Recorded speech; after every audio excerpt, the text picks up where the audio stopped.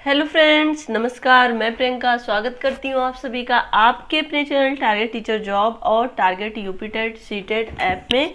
तो दोस्तों, आज हम पढ़ेंगे डीएलएड 4th सेमेस्टर का पंचम प्रश्न पत्र।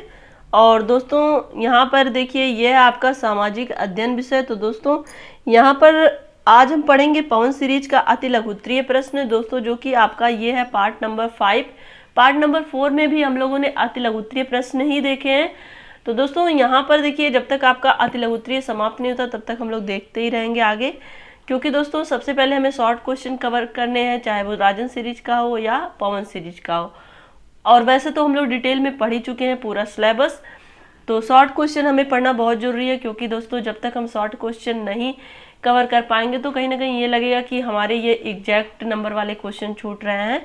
तो चलिए देखते हैं दोस्तों। यहाँ पर है पहला, यहाँ पे चूंकि नंबरिंग तो क्वेश्चन की हुई नहीं है, तो यहाँ पर देखिए इस वीडियो का पहला क्वेश्चन देखते हैं। पंडित जवाहरलाल नेहरू के शब्दों में गुट निरपेक्षता का क्या अर्थ है? दोस्तों, पंडित जवाहरलाल नेहरू के शब्दों में गुट निरपेक्षता का अर्थ है सैनिक गुटों से अपने आप को अलग रखने का किसी देश द्वारा प्रयत्न करना। तो दोस्तों, यहाँ पर देखिए, सैनिक गुटों से अपने आप को अलग रखने का या किसी देश द्वारा प्रयत्न करना, ये होता है गुट निरपेक्षता का अर्थ पंडित जवाहरलाल नेहरू के शब्दों में। क्लियर? यहाँ पे मतलब है कि किसी भी गुट में शामिल ना होना। आगे चलिए देखते हैं, यहाँ पे पंचशील के सिद्धांतों का निर्माण किस वर्ष किया गया? दोस्तों, पंचशील के सिद्धांत का निर्माण वर्ष 1954 ईस्वी में किया गया। तो दोस्तों, ये पंचशील सिद्धांत का निर्माण कब हुआ था? 1954 में हुआ था, जो कि जवाहरलाल नेहरू की देन है। यहाँ पर देखिए, सैनिकों के सम्मान में सशस्त्र सेना झंडा दिवस कब मनाया जाता है? दोस्तों, 7 दिसंबर को सशस्त्र सेना झंडा दिवस मनाया जाता है। यहाँ पे देखिए दोस्तों, गुट निरपेक्षता क्या है? दोस्तों, सभी देशों के साथ मैत्रीपूर्ण संबंध बनाए रखना, शांतिपूर्ण एवं स्वतंत्र विदेश नीति अपनाना, शांति एवं स्वतंत्रता की राह, यह नीति ही गुट निरपेक्षता की नीति कहलाती है। तो दोस्तों, आज भी हमारे देश में गुट निरपेक्षता की नीति का पालन किया जाता है, जिसमें हम हर एक देश के साथ मैत्रीपूर्ण व्यवहार रखते हैं, मैत्रीपूर्ण संबंध रखते हैं। अपवाद के रूप में हम पाकिस्तान को छोड़ सकते हैं दोस्तों, क्योंकि पाकिस्तान जब हमारे साथ अच्छा व्यवहार नहीं करेगा तो हम उसके साथ अच्छा व्यवहार कैसे कर सकते हैं? तो कहीं ना कहीं थोड़ा बहुत मनमुटाव हो ही जाता है। और शांति और स्वतंत्रता की राह भी यहाँ पे अपनाई जाती है, जहाँ पर हम अपने देश के साथ अन्य देशों के साथ भी अच्छा व्यवहार करते हैं, और जिसमें हम गुट निरपेक्षता की नीति का पालन करते हैं। और यहाँ पर देखिए, निशस्त्रीकरण क्या है? विश्व शांति बनाए रखने के लिए शस्त्रों के कम से कम प्रयोग से धन की बचत का उपयोगी जन कल्याण के कार्यों में प्रयोग होना ही निशस्त्रीकरण कहलाता है। अर्थात विनाशकारी अस्त्र शस्त्रों के प्रचुर मात्रा में संग्रह न करना निशस्त्रीकरण कहलाता है। तो दोस्तों, यहाँ पर देखिए, निशस्त्रीकरण का मतलब होता है कि हम कम से कम धन खर्च करें शस्त्रों पर, और साथ ही साथ बचत करें, जिससे कि जन कल्याण के कार्यों में उसका उपयोग हम कर पाएं। और निशस्त्रीकरण इसी को कहा जाता है। और साथ ही यहाँ पर हम देखें, विनाशकारी अस्त्र शस्त्रों का प्रचुर मात्रा में संग्रह न करना भी निशस्त्रीकरण कहलाता है। यानी कि जो भी बहुत ज़्यादा हार्मफुल, यहाँ पे हम कह सकते हैं, शस्त्र हैं, उन सब का प्रयोग हमें नहीं करना है, और उनका बहुत ही ज़्यादा मात्रा में हमें यहाँ पे संग्रह भी नहीं करना है, और इसको क्या कहते हैं? निशस्त्रीकरण कहते हैं। आगे चलिए देखते हैं क्वेश्चन दोस्तों। यहाँ पे भारतीय अर्थव्यवस्था के समक्ष क्या क्या चुनौतियां? दोस्तों, भारतीय अर्थव्यवस्था के समक्ष निम्न चुनौतियां हैं। इसमें देखेंगे, पहला अर्थव्यवस्था में चुनौती है, पहला जनसंख्या, बेरोजगारी, गरीबी और साक्षरता दर। तो दोस्तों, ये 4 चुनौतियां मुख्य हैं भारतीय अर्थव्यवस्था के बढ़ाने में। यहाँ पे देखिए, जनसंख्या बहुत ही महत्वपूर्ण भूमिका निभाती है किसी देश की अर्थव्यवस्था में, और साथ ही बेरोजगारी भी, और गरीबी, और साक्षरता दर भी। साक्षरता दर के अकॉर्डिंग ही हमारी अर्थव्यवस्था में वृद्धि होती है। लेकिन अगर साक्षरता नहीं है, जहाँ पे पढ़े लिखे लोग नहीं है, तो कहीं ना कहीं हमारी जो अर्थव्यवस्था होगी वो पीछे जाएगी। यहाँ पे देखिए, नेक्स्ट क्वेश्चन है, गरीबी रेखा से आपका क्या अभिप्राय है? दोस्तों देखिए, जो भी क्वेश्चन पढ़िए, मन लगा के पढ़िए, ध्यान से पढ़िए, क्योंकि दोस्तों ये आपका जो पढ़ाई है बहुत बड़ा आपके लिए, यहाँ पे हम कह सकते हैं बहुत बड़ा वेपन है, हथियार है आपके लिए, जिससे कि आप किसी भी समस्या का सामना कर सकते हैं। आपके जीवन में जो भी अच्छी चीज़ें होंगी आपकी पढ़ाई की वजह से होंगी, क्योंकि दोस्तों विद्या को कोई चुरा नहीं सकता है, आपका कोई बांट नहीं सकता है, लेकिन और सारी चीज़ों में आपको बंटवारा करना पड़ सकता है, चुरा सकता है, लेकिन विद्या को कोई नहीं चुरा सकता। इसलिए आप जो भी पढ़िए मन लगा के पढ़िए, ये विद्या आपके जीवन में आगे काम आएगी, चाहे वो किसी भी क्षेत्र में हो। अगर आपकी पढ़ाई अच्छी रहती है तो वो आपके लिए हमेशा बेनिफिशियल रहता है। तो दोस्तों आगे चले देखते हैं गरीबी रेखा से आपका क्या अभिप्राय है। किसी परिवार के निर्वाह के लिए प्रति माह कितनी न्यूनतम आय चाहिए, वह धन गरीबी की रेखा कहलाता है। इससे कम आय प्राप्त करने वाले परिवार गरीबी रेखा के नीचे तथा इससे अधिक आय पाने वाले परिवार गरीबी रेखा के ऊपर वाले परिवार होते हैं। दोस्तों जो गरीबी रेखा का अभिप्राय है, यहाँ पे बिलो पॉवर्टी लाइन इसको इंग्लिश में कहते हैं। तो ऐसा एक निश्चित अनुपात बनाया जाता है कि यहाँ पे इससे अगर ऊपर कोई है तो वो गरीबी रेखा से ऊपर माना जाएगा, और अगर इससे कोई नीचे है, जो अनुपात बनाया गया है उससे अगर कोई नीचे है तो वो गरीबी रेखा से नीचे पाया जाता है। तो दोस्तों इससे कहीं ना कहीं देश की अर्थव्यवस्था भी पता चलती है, और साथ ही साथ देश में कितनी कमियां हैं, किस तरह से देश के जो भी गरीबी रेखा से नीचे रहने वाले लोग हैं उनके जीवन स्तर को सुधारा जाए, जिससे कि वो बिलो पॉवर्टी लाइन से ऊपर उठ सके। तो इन सब चीज़ों पे भी विचार करने के लिए इसको देखा जाता है। आगे चलिए देखते हैं यहाँ पे मध्याह्न भोजन योजना मिड डे मील का आरंभ किस वर्ष किया गया था। दोस्तों मध्याह्न भोजन योजना यानी कि मिड डे मील का आरंभ 15 अगस्त 1995 से हुआ था।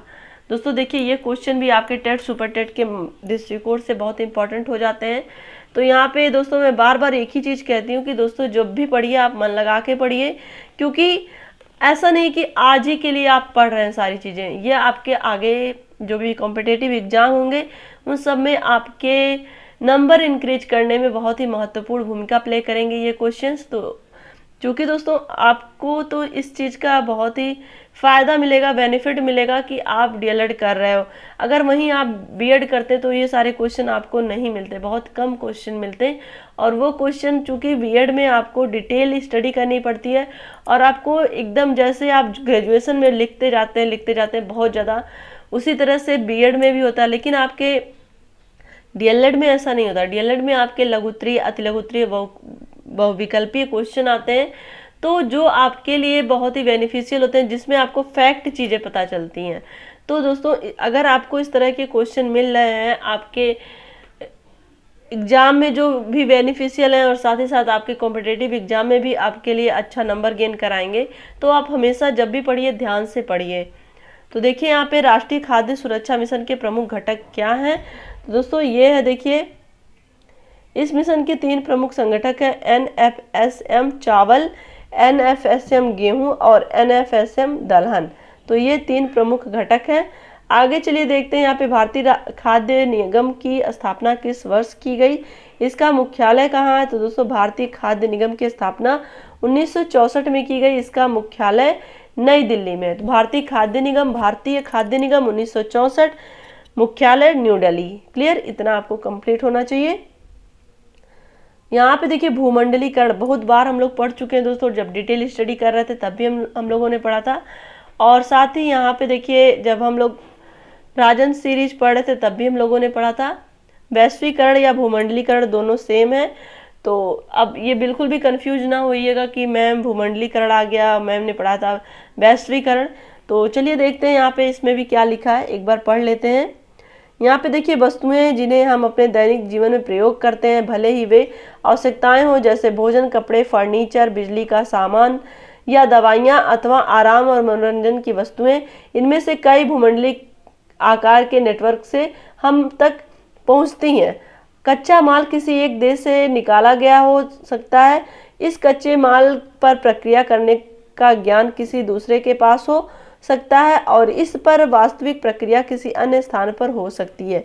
तो दोस्तों यहाँ पे देखिए कच्चे माल की बात हो रही है कि अक्सर देखते हैं कि कच्चा माल किसी दूसरे देश से आ रहा है, और उसमें जो प्रक्रिया हो रही है, यानी कि उससे जो वस्तुएं बनाई जा रही हैं वो कुछ किसी दूसरे देश में बनाई जा रही हैं, और उसका जो एक्सपोर्ट इंपोर्ट हो रहा है वो किसी दूसरे देश में हो रहा है। तो इस तरह से ये जो वैश्वीकरण है, ये जो भूमंडलीकरण है, इसकी वजह से ये सारी चीज़ें संभव है। जिसमें हम एक दूसरे से किसी दूसरे देश से आदान प्रदान करते हैं, यानी कि अपनी जो हमारी जो भी चीज़ें, जो भी खाद्यान्न हमारे यहाँ अधिक हो रहा हम उसका एक्सपोर्ट कर रहे हैं, जो चीज़ें हमारे यहाँ नहीं हो रही है इसका इंपोर्ट कर रहे हैं। तो इस तरह से ये सारी चीज़ें किसके अंतर्गत आती हैं, वैश्वीकरण के अंतर्गत आती हैं। और हो सकता है कि उत्पादन के लिए पैसा एक बिल्कुल अलग देश से आया हो। ध्यान दीजिए कि विश्व के विभिन्न भागों से बसे लोग किस प्रकार एक दूसरे से जुड़े हुए हैं। उनकी परस्पर निर्भरता केवल वस्तुओं के उत्पादन और वितरण तक ही सीमित नहीं है, वे एक दूसरे की शिक्षा, कला और साहित्य के क्षेत्र में भी प्रभावित होते हैं। देश और लोगों के बीच व्यापार, निवेश, यात्रा, लोक संस्कृति और अन्य प्रकार के नियमों एवं अंतरक्रिया भूमंडलीकरण की दिशा में ही एक कदम है। तो दोस्तों यहाँ पर देखिए, केवल हम वस्तुओं का आदान प्रदान नहीं करते, बल्कि हम एक दूसरे के कल्चर, संस्कृति, रीति रिवाज, धर्मों से भी परिचित होते हैं। और साथ ही साथ कभी कभी ऐसा होता है कि दोस्तों, जब किसी देश पर आपदा आती तो उस समय जो उनके पड़ोसी देश होते हैं या फिर जो भी उस देश से बहुत ही अच्छा संबंध रखते हैं, तो वो लोग एक दूसरे की हेल्प करते हैं। तो इस तरह से ये जो वैश्वीकरण है, इसकी वजह से जो भी समस्याएं होती हैं उन समस्याओं का भी समाधान होता है। और साथ ही साथ यहाँ पर हम कह सकते हैं कि जो भी चीज़ें अधिक मात्रा में हमारे देश में उत्पादन हो रही है हम उसका व्यापार करते हैं, और जो चीज़ें हमारे यहाँ नहीं है हम उसको आयात भी कर रहे हैं। तो एक तरह से यहाँ पर दूरसंचार के माध्यम से भी हम चीज़ों के बारे में जान सकते हैं, जो भी अलग अलग देशों में घटनाएं घटित हो रही हैं उसके बारे में जान सकते हैं। तो ये सारी चीज़ें वैश्वीकरण से संबंधित हो जाती हैं, जहाँ पर हम अलग अलग देशों के रीति रिवाज, खान पान, संस्कृति से भी परिचित होते हैं। क्लियर? चलिए आगे देखते हैं दोस्तों। यहाँ पर आपको कुछ भी रटने की जरूरत नहीं है, बस समझने की जरूरत है। चलिए दोस्तों, यहाँ पर देखेंगे सांख्यिकीय माध्यों का वर्णन कीजिए। दोस्तों यहाँ पर देखिए, सांख्यिकीय में 3 माध्य केंद्रीय माप होती हैं: समांतर माध्य, माध्यिका और बहुलक। दोस्तों ये देखिए, सारी चीज़ें हम लोग बहुत ही डिटेल से पढ़ चुके हैं। आपको पता है कि डिटेल स्टडी में हम लोग सामाजिक अध्ययन के मेन, मीडियम, मोड तीनों ही हमने बहुत ही अच्छे से पढ़ा था और उसके उदाहरण भी देखे थे। तो दोस्तों जो भी हमारे नए भाई बहन हमसे इस चैनल के माध्यम से जुड़े हैं, तो दोस्तों उनसे मेरा निवेदन है कि आप सामाजिक अध्ययन की वीडियो, जितनी भी वीडियोज हैं उनको आप डिटेल स्टडी करिए। और साथ ही आपके लिए लिंक डिस्क्रिप्शन में है, चैनल की प्लेलिस्ट भी बनी हुई है, वहाँ से भी आप देख सकते हैं। तो दोस्तों आप पहले डिटेल स्टडी जरूर करिए, उससे आपके सारे कॉन्सेप्ट तो क्लियर हो ही जाएंगे, क्योंकि दोस्तों वहाँ पर मैंने बहुत ही डिटेल से लिखाया और पढ़ाया है। आप लोग के बार बार ये कमेंट रहते थे कि मैम शॉर्ट करके लिखाइए, लेकिन दोस्तों मैंने इस चीज़ को इसलिए इग्नोर किया क्योंकि मैं कभी ये नहीं चाहती कि आपके पास कम नॉलेज हो। आप चीज़ों को जब डिटेल में समझे रहेंगे तभी आप एग्जाम में उसको अच्छे ढंग से एक्सप्लेन कर पाएंगे। तो यही रीज़न था दोस्तों। मैं आपसे बार बार यही कहती थी कि जब मैं लिख सकती हूँ तो आप लोग क्यों नहीं लिख सकते हैं, आप लोग क्यों बार बार एक ही चीज़ कहते हैं कि मैम थोड़ा लिखाइए, थोड़ा लिखाइए। दोस्तों यहाँ पे मेरा मेन मोटो यही है कि आपके अच्छे मार्क्स आएँ, और ये मार्क्स आपके आगे आने वाली जो भी भर्ती होती है आपके शिक्षक भर्ती में वो काम आएंगे। तो इसलिए मैं चाहती हूँ कि आप अच्छे से मेहनत करिए, अच्छे से एक्सप्लेन करके चीज़ों को समझिए जिस तरह से मैंने एक्सप्लेन किया है। अगर नहीं फिर भी नहीं आता है तो कमेंट बॉक्स में ज़रूर लिखिए कि मैम ये चीज़ नहीं आ रही है, फिर से बताइए। तो दोस्तों यहाँ पर देखिए नेक्स्ट क्वेश्चन है, निम्नलिखित संख्या राशियों का समांतर माध्य ज्ञात करो। तो दोस्तों यहाँ पे देखिए समांतर माध्य ज्ञात करने का सूत्र यहाँ पे दिया हुआ है। यहाँ पे देखिए मासा बराबर सिग्मा x बटा n, जहाँ पे 140 बटा 7 हो जाएगा, बराबर 20 आ जाएगा। यहाँ पे देखिए आपको ये भी समझना है कि 140 आया कहाँ से। यहाँ पे देखिए इसका जो सूत्र होता है दोस्तों, कुल योग बटे कुल संख्या होता है। तो यहाँ पर देखेंगे कुल योग क्या है, ये 10, 20, 30, 10, 40, 10, 50, 10, 60, 70, 70, 10, 80, 80, 90, 90 और 50, 140 हो जाएगा।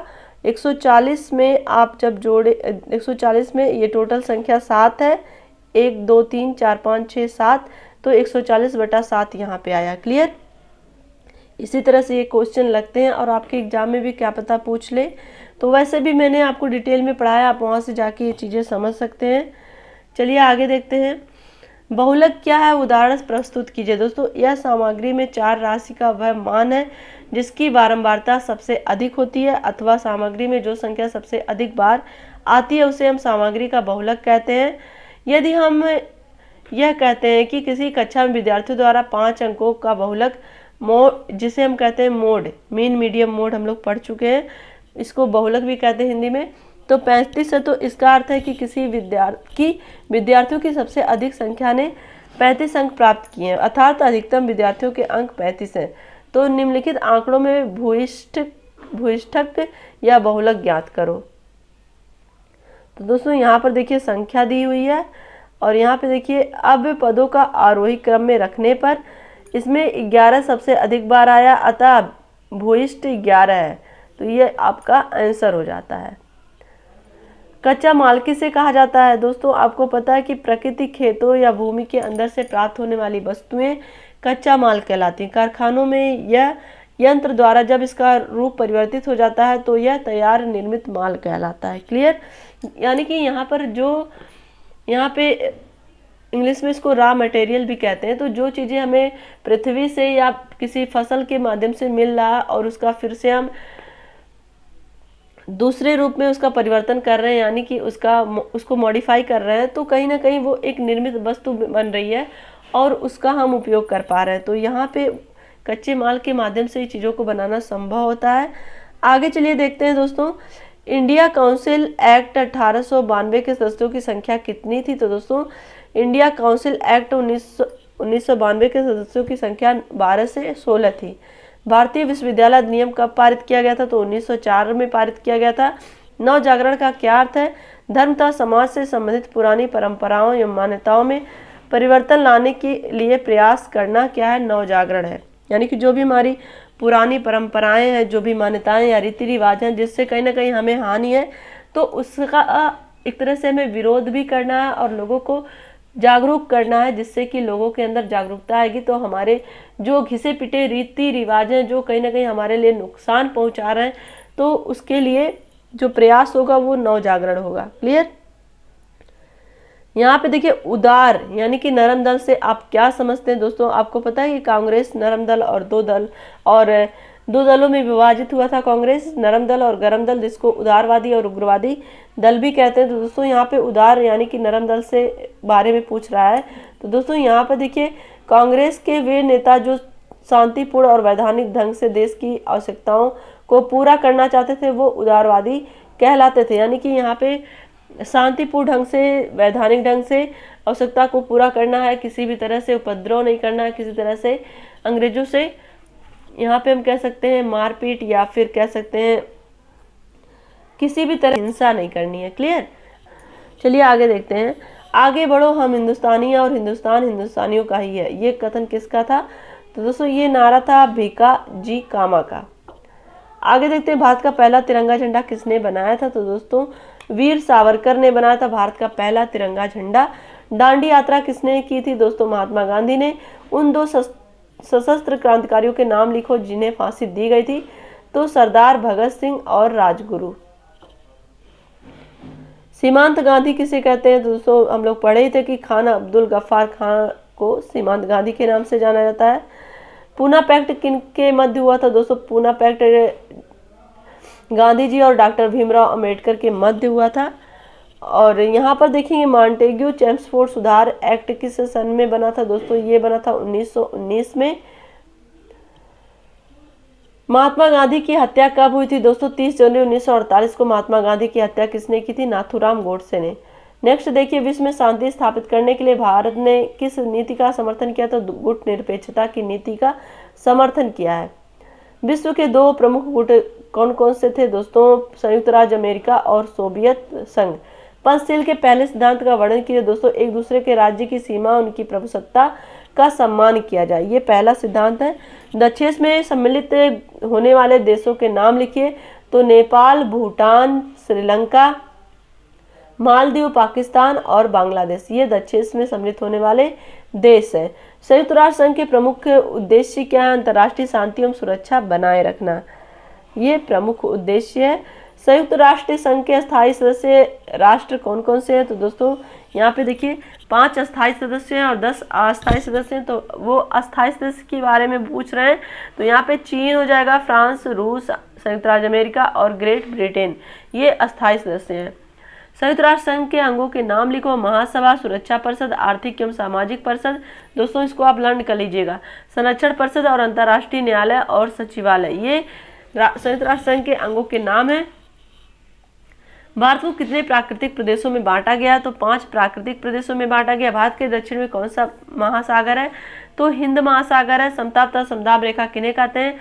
समान तापक्रम वाले स्थानों को मिलकर खींची जाने वाली रेखा को यहाँ पे कहेंगे समताप रेखा। क्लियर? और समान वायुदाब वाले स्थानों को मिलाकर खींची जाने वाली रेखा को समदाब रेखा कहलाते हैं।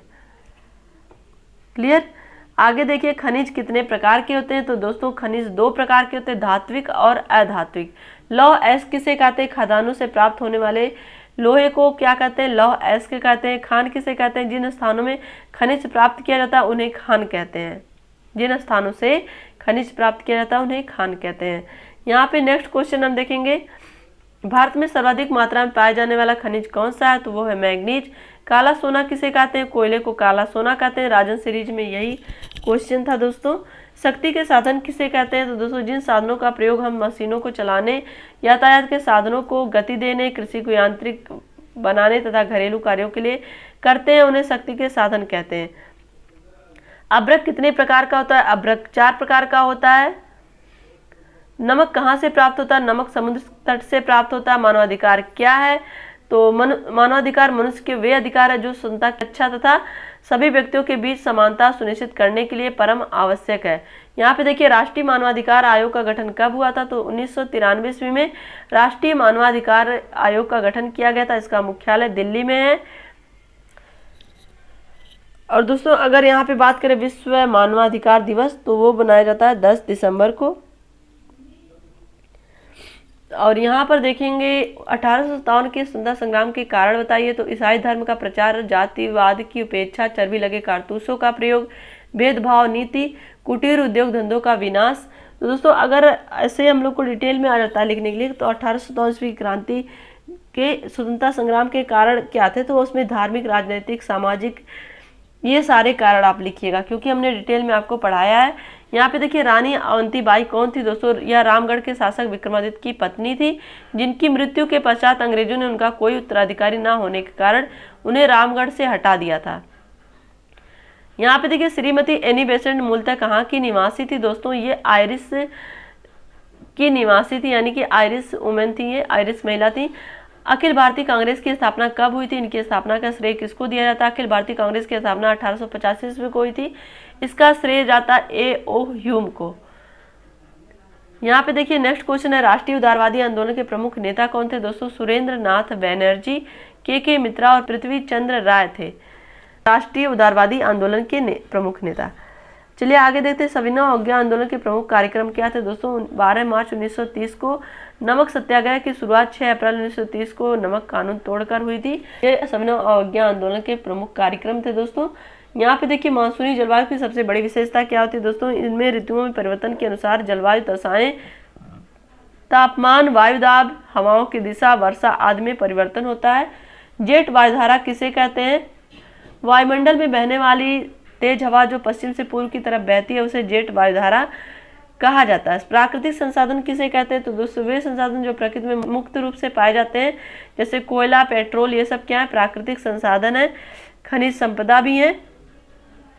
उत्तर प्रदेश के किस जनपद में बांध परियोजना स्थित है? बांध परियोजना का नाम लिखिए दोस्तों। रिहंद बांध परियोजना रिहंद नदी पर सोनभद्र जिले में है ये। चिपको आंदोलन का किस क्षेत्र में महत्वपूर्ण योगदान रहा दोस्तों? वन बचाओ अभियान में महत्वपूर्ण योगदान रहा। आपको पता है चिपको आंदोलन। जैव विविधता किसे कहते हैं दोस्तों? किसी स्थान विशेष पर पाए जाने वाले विभिन्न जंतुओं और उनकी प्रजातियों को ही क्या कहते हैं? जैव विविधता। यहाँ पे देखिए किसी पर्टिकुलर स्थान पर जो अधिक से अधिक जीव जंतुओं की संख्या पाई जाती है वो होती है जैव विविधता। माल्थस का जनसंख्या सिद्धांत बताइए दोस्तों। जनाधिक्य से आसत देश में उपलब्ध खाद्य सामग्री की तुलना में जनसंख्या का अधिक होना। तो दोस्तों यहाँ पर देखिए जो भी माल्थस का जनसंख्या सिद्धांत हम लोग पढ़े हैं उसमें ये था कि जो जनसंख्या है वो गुणे के हिसाब से बढ़ रही है, लेकिन जो सामान है वो 1 2 3 4 करके बढ़ रहा है। इस तरह से जैसे यहाँ पर हम लोगों ने डिटेल स्टडी में पढ़ा था कि जैसे जो जनसंख्या 2 4 8 दूना बढ़ रहा है, यानी कि 2 का 4 हो रहा है, 4 का 8 हो रहा है, 8 का 16, 16 का 32, इस तरह बढ़ रहा है। लेकिन जो सामान है, जो खाद्य सामग्री है, वो 1 2 3 4 इस तरह से बढ़ रही है। तो एक तरह से ये माल्थस का जनसंख्या सिद्धांत है, जिसमें उपलब्ध सामग्री की तुलना में जनसंख्या अधिक हो रही है। यहाँ पे देखिए थियोसॉफिकल सोसाइटी की स्थापना किसके द्वारा की गई थी? तो दोस्तों रूस निवासी महिला मैडम हेलेन पेट्रोना ब्लावास्की और अमेरिका निवासी कर्नल हेनरी स्टील ऑलकॉट ने 17 नवंबर 1875 को न्यूयॉर्क में थियोसॉफिकल सोसाइटी की स्थापना की थी।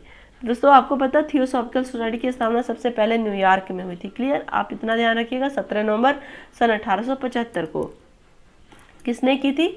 तो मैडम हेलेना पेट्रोना ब्लावास्की और अमेरिका निवासी कर्नल हेनरी स्टील ऑलकॉट ने। यहाँ पे देखिए यंग इंडिया नामक समाचार पत्र किसके द्वारा निकाला जाता था? दोस्तों यंग इंडिया साप्ताहिक पत्रिका, जिसे गांधी जी द्वारा प्रकाशित किया जाता था। पत्रिका अंग्रेजी में निकलती थी। क्लियर, यंग इंडिया, जैसा कि नाम ही है यंग इंडिया, तो आपको पता है ये इंग्लिश नाम है। तो दोस्तों आज की वीडियो में बस इतना ही। वीडियो को लाइक करिएगा, अपने दोस्तों के साथ शेयर करिएगा, और अगर आप चैनल पे नए हैं तो प्लीज़ चैनल को सब्सक्राइब जरूर कर लीजिएगा। और इसी तरह से दोस्तों आप अपनी मेहनत जारी रखिए, अपना ध्यान रखिए, अपनों का ध्यान रखिए, अपने आसपास सफाई रखिए।